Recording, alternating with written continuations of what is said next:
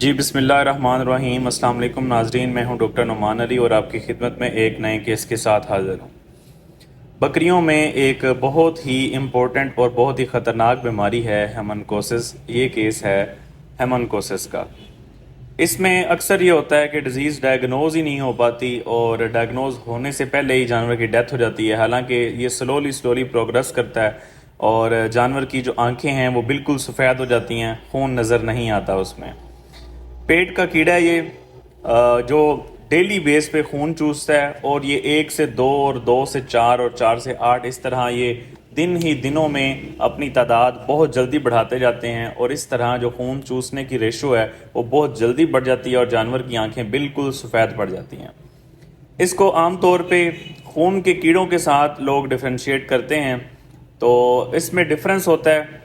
Difference یہ ہے کہ اگر خون کے کیڑے ہوں گے تو ان میں ٹمپریچر ہائی ہوگا، اگر ہیمنکوسس ہوگا تو اس میں جانور کا ٹمپریچر ہائی نہیں ہوگا، نارمل ٹمپریچر ہوگا۔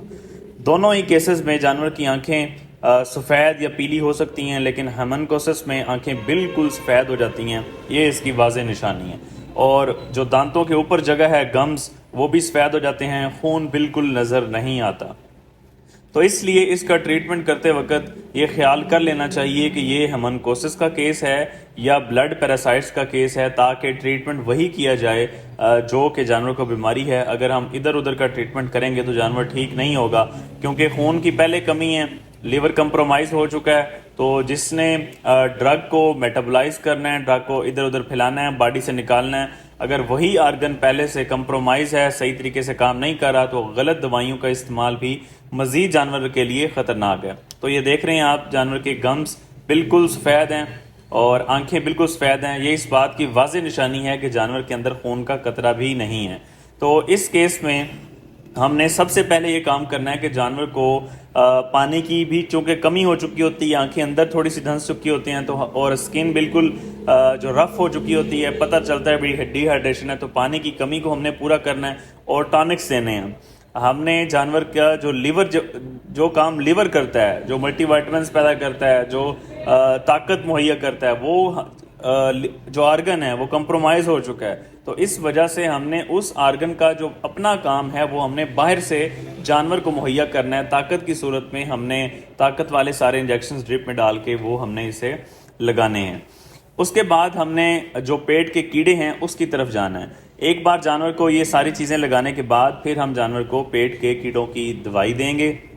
اس سے یہ 1 دن دینی ہے دوائی، پھر دوسرے دن دینی ہے، تیسرے دن، اس سے جانور کے پیٹ کے کیڑے مر جائیں گے۔ اور دوسرا یہ ہے کہ یہ جو ڈرپ کی طاقت والی ڈرپیں ہیں، یہ ہم نے کنٹینیو رکھنی ہیں، تقریباً 4 سے 5 دن تک ہم اسے کنٹینیو رکھیں گے، اور ڈیلی بیس پہ جانور کی آنکھیں چیک کریں گے کہ جو ہم ٹریٹمنٹ کر رہے ہیں اس سے بہتری آ رہی ہے یا نہیں آ رہی۔ اگر نہیں آ رہی تو ہم اس سے فردر اچھے ٹریٹمنٹ کی طرف جائیں گے، اچھی ادویات کی طرف جائیں گے، تو اس سے انشاءاللہ جانور بہتر ہوگا۔